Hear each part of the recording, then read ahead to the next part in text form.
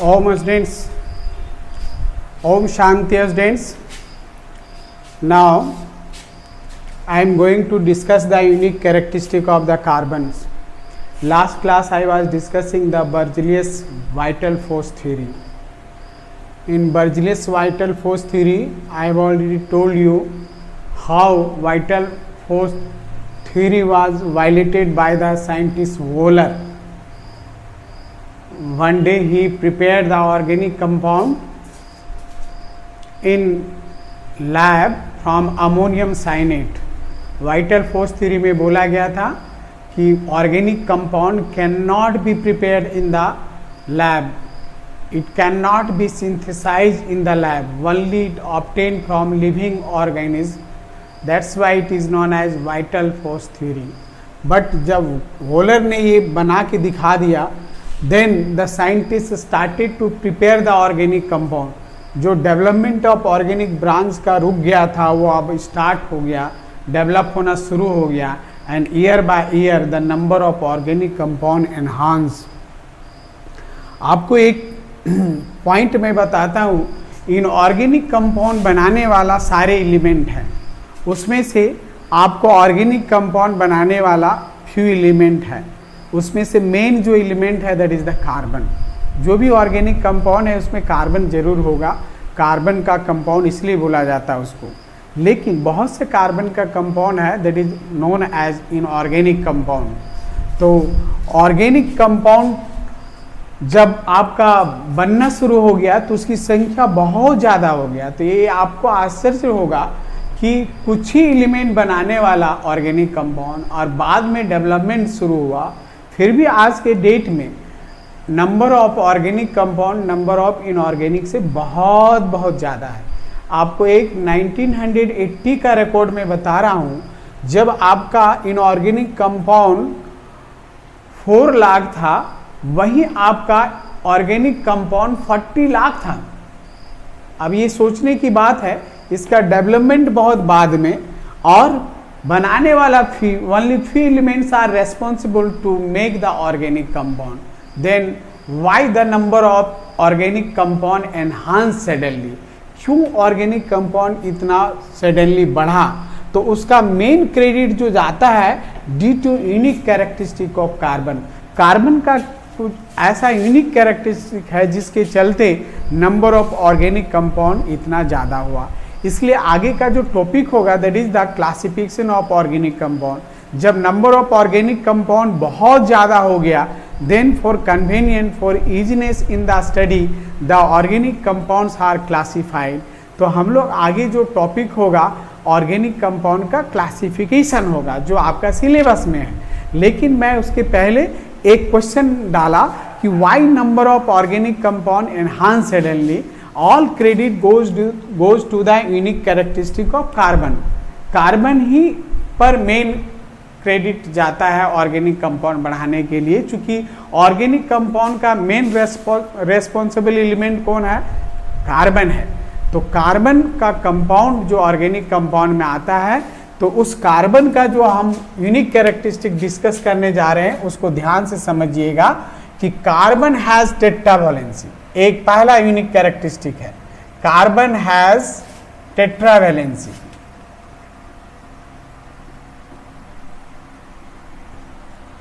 मतलब carbon 4 bond बना सकता है. ये चारों एटम डिफरेंट भी हो सकता है, 2 सिमिलर होगा, 2 डिफरेंट होगा, चारों का चारों एटम डिफरेंट होगा. Carbon is a such atom which can make bond with almost all atom. There is no any atom which will show such type the characteristic. ऐसा दूसरा एटम है ही नहीं जो ऑलमोस्ट सभी एटम के साथ बॉन्ड बनाता है. और ये 4 बॉन्ड बनाता है, चारों डिफरेंट भी हो सकता है, चारों सिमिलर भी हो सकता है, 2 सिमिलर 2 डिफरेंट, इस तरह का इसमें संख्या बढ़ा.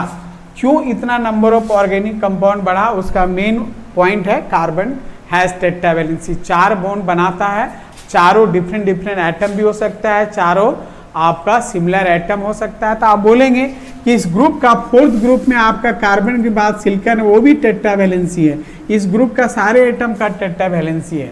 तो आपका पॉइंट मैं बताया ना, कार्बन ही एक ऐसा एलिमेंट है, ऐसा एटम है विच can make bond with almost all other atoms.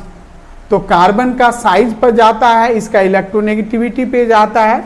तो सिलिकॉन का कुछ ही कंपाउंड नोन है, सिलिकॉन आपका बॉन्ड बना सकता है 4, वो आपका कुछ ही एलिमेंट नोन है, जैसे सिलिकॉन टेट्राहाइड्राइड या सिलिकॉन टेट्राक्लोराइड या सिलिकॉन डाइऑक्साइड, यानी ये सारे एटम के साथ बॉन्ड नहीं बना सकता है। लेकिन कार्बन ऑलमोस्ट सभी डिफरेंट एटम के साथ बॉन्ड बना के डिफरेंट कंपाउंड बना सकता है। Next characteristic goes to the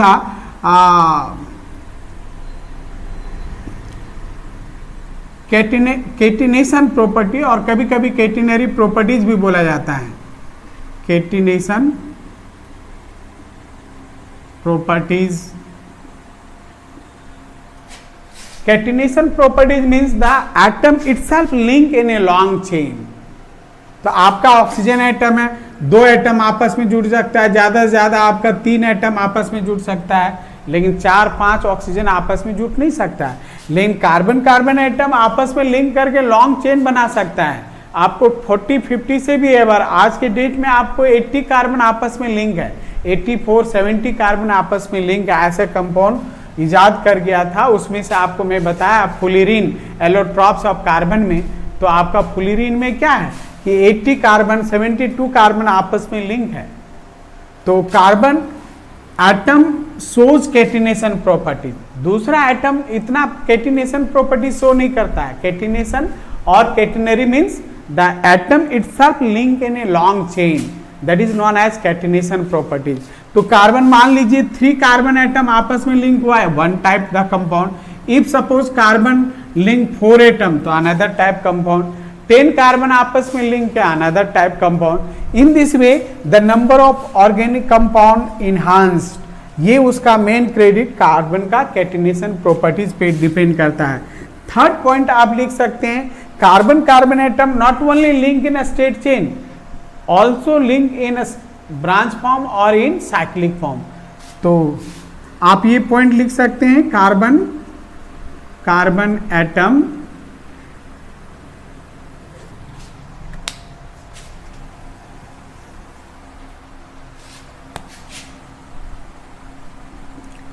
not only link in a straight chain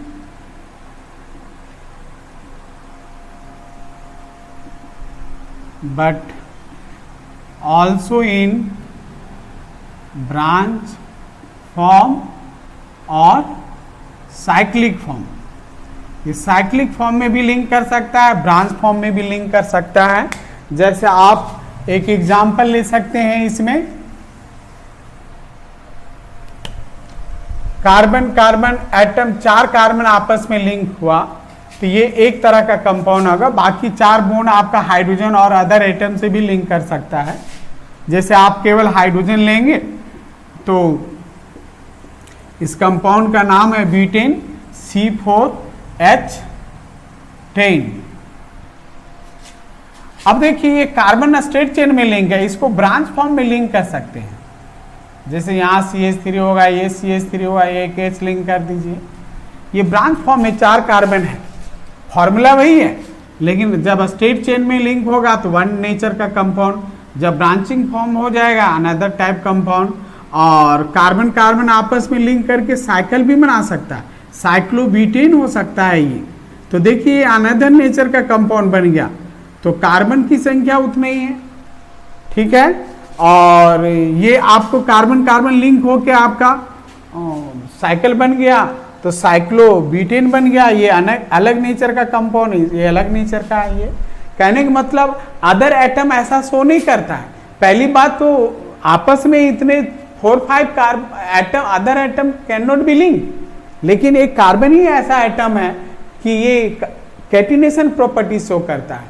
आपका अपने ही एटम के साथ लॉन्ग कार्बन चेन लिंक करता चला जाता है, and not only link in a straight chain but also in branch form और in cyclic form. That's why number of organic compound enhance suddenly. फिर एक लास्ट पॉइंट दे सकते हैं जो isomerism, organic compound shows isomerism. दूसरा compound inorganic का कुछ कंपाउंड पता है जो आइसोमेरिज्म शो करता है, लेकिन आपका इसमें आप देखेंगे ऑर्गेनिक कंपाउंड ज़्यादातर का आइसोमेरिज्म है। तो यहाँ लिख सकते हैं next point, carbon compound shows isomerism. Isomerism is phenomenon in which the compounds having same molecular formula but due to different arrangement among atom that shows the different physical characteristic, chemical property. Those compound which having same molecular formula but having different physical and chemical properties, such compounds are known as isomers and this phenomenon is called isomerism. जैसे आपको ये C5H12 लिया, ये आपका एक compound का formula है। अब इसी फॉर्मूला में आपको देखिए कितने तरह का कंपाउंड बनेगा। पहले तो आप 5 कार्बन को स्टेट चेन में लिंक कर दीजिए, तो ये नॉर्मल पेंटेन हो गया। आगे चल के नॉमेनक्लेचर बताएंगे, अभी जस्ट जान लीजिए आइसोमेरिज्म मतलब क्या हुआ। फिर ये इसको आइसो फॉर्म बना दीजिए, आइसोपेंटेन हो गया ये। फिर एक ब्रांच बनेगा जिसमें एक कार्बन में 4 कार्बन लिंक है, तो ये आपको नियोपेंटेन हो गया, ये आइसोपेंटेन इसका नाम हुआ, एंड ये नियोपेंटेन हो गया। तो देखिए ये एक ही फॉर्मूला और that will show the 3 different compound. तो हम ऐसे कंपाउंड को आइसोमर्स बोलते हैं और इस घटना का नाम दिया गया आइसोमेरिज्म। तो ऑर्गेनिक कंपाउंड का फॉर्मूला एक है, एक एक कंपाउंड आपको 20-25 से अधिक आपको आइसोमर्स शो करता है, बनाता है, इसलिए इसका कंपाउंड की संख्या ऐसे बढ़ता चला गया। और जब ऑर्गेनिक कंपाउंड की संख्या बढ़ गया, then for convenience for the easiness in the study the organic compounds are classified। तो यहाँ से आपका सिलेबस आपको स्टार्ट हो जाता है। ये भी टॉपिक जस्ट इसका एक बेसिक चीज बताया है कि क्यों ऑर्गेनिक कंपाउंड इतना बढ़ा। और जब बहुत सा ऑर्गेनिक कंपाउंड की संख्या बढ़ गया तो फिर उसको सुविधा के लिए क्लासिफिकेशन की जरूरत पड़ा, तो उसको हम लोग क्लासिफाई करने जा रहे हैं ऑर्गेनिक कंपाउंड को। This is the unique characteristic जो अभी हम डिस्कस किए, कार्बन का यही यूनिक कैरेक्टरिस्टिक है। अब हेडिंग लिख लीजिए, क्लासिफिकेशन ऑफ ऑर्गेनिक कंपाउंड। तो पहला आप ले सकते हैं acyclic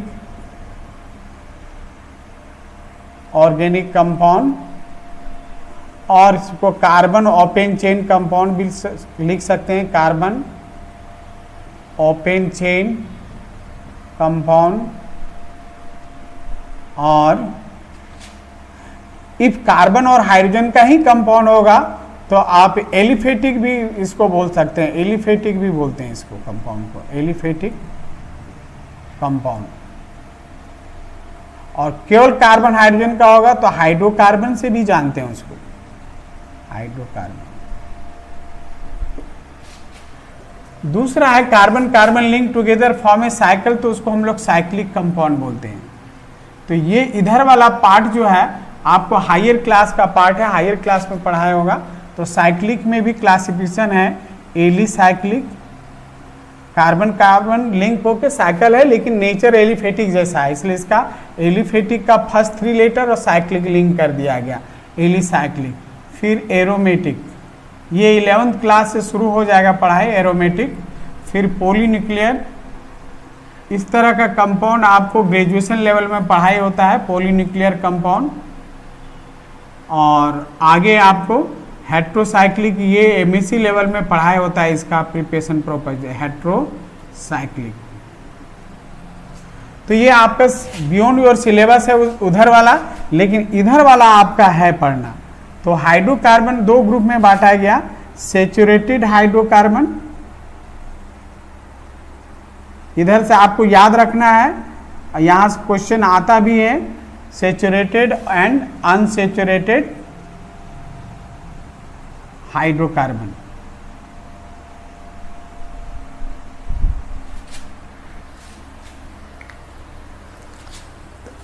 hydrocarbon means the compound of carbon and hydrogen, that organic compound in which having only carbon and hydrogen, उसका नाम पड़ गया हाइड्रोकार्बन। अब ये हाइड्रोकार्बन दो ग्रुप में बांटा गया, saturated hydrocarbon and unsaturated hydrocarbon. तो it is that hydrocarbon in which carbon carbon atom satisfied with single bond, जहां कार्बन कार्बन केवल सिंगल बॉन्ड होगा तो आप उसको आप रख सकते हैं सेचुरेटेड हाइड्रोकार्बन में।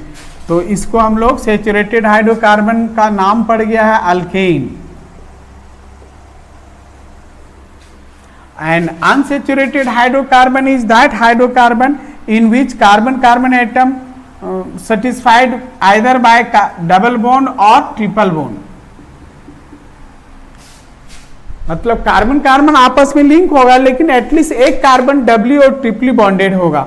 तो जहां डबल और ट्रिपल बॉन्ड आएगा तो उसको हम अनसेचुरेटेड हाइड्रोकार्बन बोलेंगे, और जिसका अनसेचुरेटेड में कार्बन कार्बन डबल बॉन्ड होगा तो उसको हम लोग अल्कीन बोलते हैं। एंड जिस अनसेचुरेटेड हाइड्रोकार्बन में कार्बन कार्बन ट्रिपल बॉन्ड होगा उसको हम लोग अल्काइन बोलते हैं।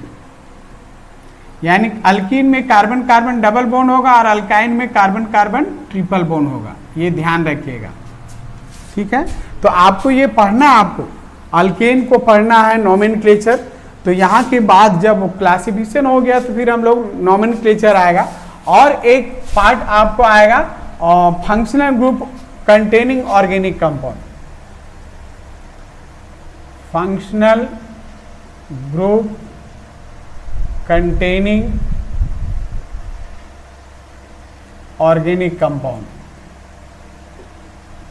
तो पहले अभी तो रिड्यूस कर दिया गया कुछ फंक्शनल ग्रुप, आपका फंक्शनल ग्रुप अभी अलग से हम डिस्कस करेंगे। तो पहले हम लोग एक एक करके डिस्कस करते हैं। तो पहले आप अल्केन को लिखिए, फिर अनसेचुरेटेड को लिखिए, और नोमेनक्लेचर के बारे में थोड़ा सा इंट्रोडक्शन में दे देता हूं, तब हम लोग स्टार्ट करेंगे नोमेनक्लेचर ऑफ ऑर्गेनिक कंपाउंड, जो आपका इस चैप्टर का मेन टॉपिक है।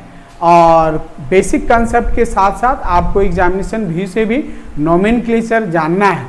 यदि ऑर्गेनिक कंपाउंड में नोमेनक्लेचर नहीं सीखा तो आपका ऑर्गेनिक पार्ट आपका सही कभी हो ही नहीं सकता है, या ऑर्गेनिक कंपाउंड में आप इंप्रूव नहीं कर सकते हैं विदाउट नोइंग द नोमेनक्लेचर। तो इस चैप्टर का सबसे मेन टॉपिक है आपका नोमेनक्लेचर ऑफ ऑर्गेनिक कंपाउंड।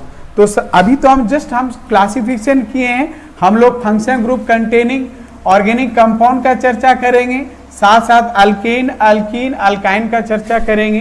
तो नोमेनक्लेचर का जस्ट मैं कुछ इंट्रोडक्शन दे देता हूं, फिर मैं तो सबसे पहले आप थोड़ा स्टेटमेंट लिख लीजिए अल्केन का। तो alkane is that hydrocarbon in which carbon carbon atom satisfied with single bond, ठीक है। और जिसका जनरल फॉर्मूला जो होगा आपका CnH2n+2 होगा।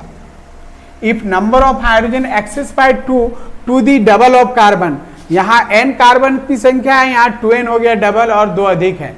If number of hydrogen excess by 2 to the double of carbon, that comes under the saturated hydrocarbon and alkane. तो alkane आपको यहाँ पर सेचुरेटेड के अंदर आ गया। लेकिन that hydrocarbon in which carbon carbon atom satisfied either by double bond और triple bond, that comes under unsaturated. तो that unsaturated hydrocarbon in which carbon carbon atom satisfied with double bond, that is called alkyne. तो alkyne का general formula जो होगा CnH2n, यानी number of hydrogen just double to carbon. तो अभी हम लोग चर्चा करेंगे इसको डिटेल से, आपको नोमेनक्लेचर में अभी जस्ट डेफिनेशन में लिख लीजिए। तो alkyne is that unsaturated hydrocarbon in which carbon carbon atom satisfied with triple bond, और इसका जनरल जो फॉर्मूला आएगा वो होगा CnH2n-2 if number of hydrogen lesser by 2 the double of carbon. और आपको अल्कीन में if number of hydrogen just double to carbon, जहां कार्बन से हाइड्रोजन का जस्ट डबल आ गया, that comes under the alkene, और जहां डबल से 2 कम हो गया, that comes under the alkyne. तो ये जस्ट डेफिनेशन हुआ सेचुरेटेड हाइड्रोकार्बन। ये एग्जाम में भी पूछता है, what do mean by the saturated hydrocarbon, what do mean by unsaturated hydrocarbon. That's why I define unsaturated and saturated.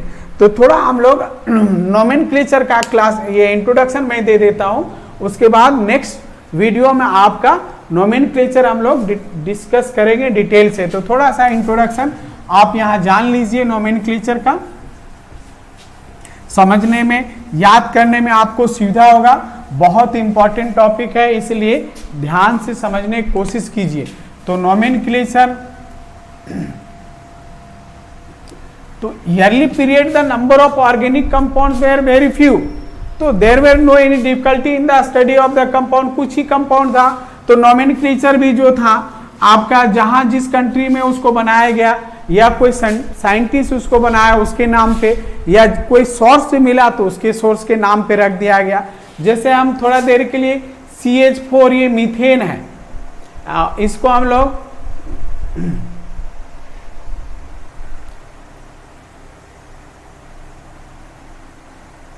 Marcy gas से जाना गया था स्टार्टिंग में, इसलिए कि ये मडी प्लेस में पाया गया था।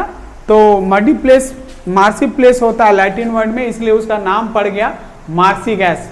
ये मीथेन है एक्चुअली, लेकिन मीथेन का जो सोर्सेस के आधार पे इसका नाम पड़ गया था मार्सी। और एक कंपाउंड ले लीजिए, एक फॉर्मिक एसिड, इसका नाम है फॉर्मिक एसिड, ध्यान से समझिएगा। तो फॉर्मिक फॉर्मेंट से आया है। फॉर्मेंट मीन्स क्या होता है? रेड एंड, लाल चींटी, रेड एंड। तो लाल चींटी के माउथ में आपका लिक्विड होता है, जिसको डिस्टिल करने से ये बना था फॉर्मिक एसिड सबसे पहले। तो उसके सोर्सेस का आधार फॉर्मेंट से इसका नाम पड़ गया फॉर्मिक एसिड। तो इस तरह से कुछ नोमेनक्लेचर जो था, that based on the sources, name of place and name of discoverer. तो नोमेनक्लेचर का आधार जो बना था स्टार्टिंग में, कोई रूल विशेष बना नहीं था। तो इसलिए जो पहले जो नाम था ऑलरेडी ऑर्गेनिक कंपाउंड, कुछ ही कंपाउंड नोन था, तो वहाँ जो नाम दिया गया था ऑलरेडी पहले से, तो उसको हम लोग ओल्ड नेम से जानते हैं। ओल्ड नेम और ट्रिवियल नेम, ठीक है। और बाद में जो आया, जब number of organic compound enhance हो गया, बहुत ज्यादा दिक्कत हो गया, तो ओल्ड नेम क्या था? इट वाज, ये जो नेम था, it was based on sources और नेम ऑफ प्लेस और name of discoverer, name of discoverer. कहने का मतलब there were no any rule, कोई विशेष रूल नहीं था ऑल नेम का। जो नेमिंग किया गया था, जिसको जहां जब आया उसको नाम बोल दिया गया। लेकिन बाद में जब ऑर्गेनिक कंपाउंड की संख्या बढ़ गया, तब तो फिर प्रॉब्लम आना शुरू हो गया कि हर एक का अपना कंट्री का लैंग्वेज के हिसाब से उसको जानना, समझना, याद रखना सोर्सेज के आधार पे, तो ये बहुत मुश्किल होने लगा। तब बाद में ऐसे वर्ल्ड वाइड कमेटी बना, जिसको इंटरनेशनल यूनियन कांग्रेस कमेटी से नाम पड़ा, जिसका रेस्पॉन्सिबिलिटी दिया गया था कि ऐसा रूल बनाया जाए जिसके आधार पे अभी जो कंपाउंड है और जो फ्यूचर में कंपाउंड बन गया आएगा, उसको एक रूल के हिसाब से उसका नेमिंग किया जाएगा। लेकिन दैट कमेटी वाज फेल, वो कोई ऐसा रूल नहीं दे पाया। फिर आपको नया कमेटी बना, वो भी नहीं बना पाया। तो लास्ट में आपको 1947 में एक कमेटी बना था, जिसका नाम था international union pure and applied chemistry. International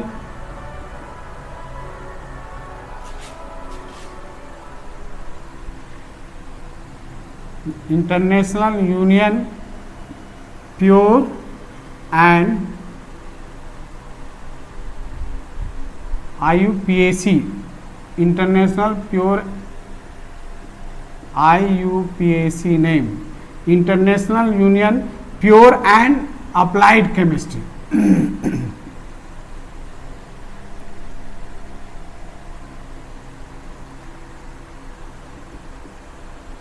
तो शॉर्ट में इसको आईपेक बोलते हैं। तो IUPAC नेम माने ये कमिटी आपको 1947 में, आपका जब मेरा देश आज़ाद हुआ था, उस वक्त ये रूल आया बन के, और उसका एक रेस्पॉन्सिबिलिटी जो दिया गया था उन्होंने कामयाब हो गया, और उसके द्वारा जो रूल दिया गया to nomenclate the any organic compound, तो उसको हम लोग IUPAC नेम बोलते हैं। तो जो इस 1947 के पहले जो कंपाउंड नोन था उसका तो ओल्ड नेम था ही, बाद में इस रूल के हिसाब से भी उसका नेमिंग किया गया। मतलब ऐसे कंपाउंड का ओल्ड नेम भी है और IUPAC नेम है, लेकिन आफ्टर 1947 के बाद जो ऑर्गेनिक कंपाउंड बन के आया तो उसको IUPAC नेम रूल के हिसाब से नेमिंग किया गया।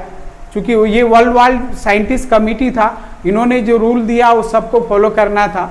और बाद में फिर कभी कभी ट्रेड नेम दे दिया गया और कॉमर्शियली कुछ नाम दे दिया गया, तो कभी कभी कॉमर्शियल नेम बोलते हैं, तो उसका भी कोई रूल नहीं है, इसलिए ओल्ड नेम के अंदर ही ये आएगा कॉमर्शियल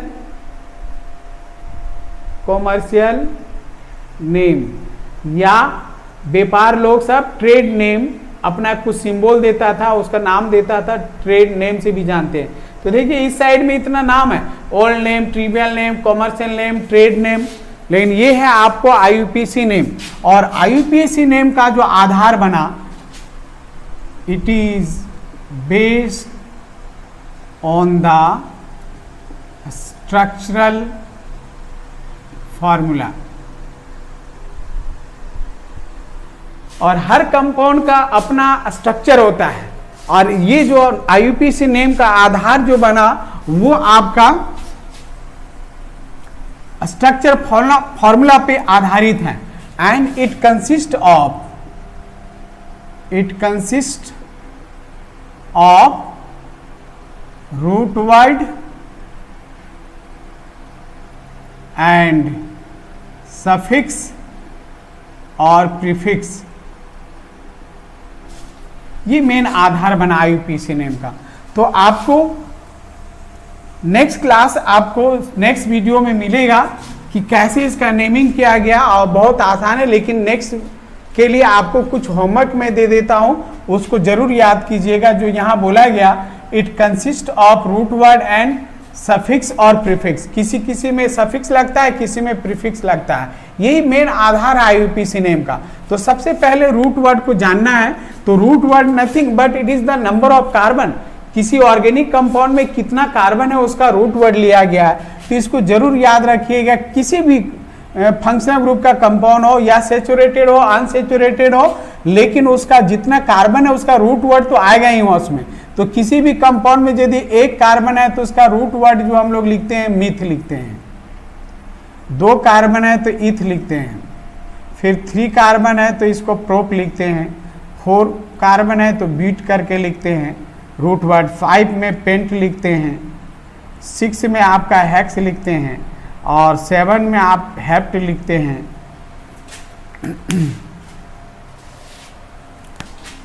8 कार्बन होगा तो उसमें ऑक्ट लिखेंगे रूट वर्ड, 9 होगा तो नॉन होगा, और 10 कार्बन होगा किसी में तो उसमें रूट वर्ड डेक होगा। फिर आप ऐसे 10 तक आपका सफिशिएंट है 10th क्लास के लिए।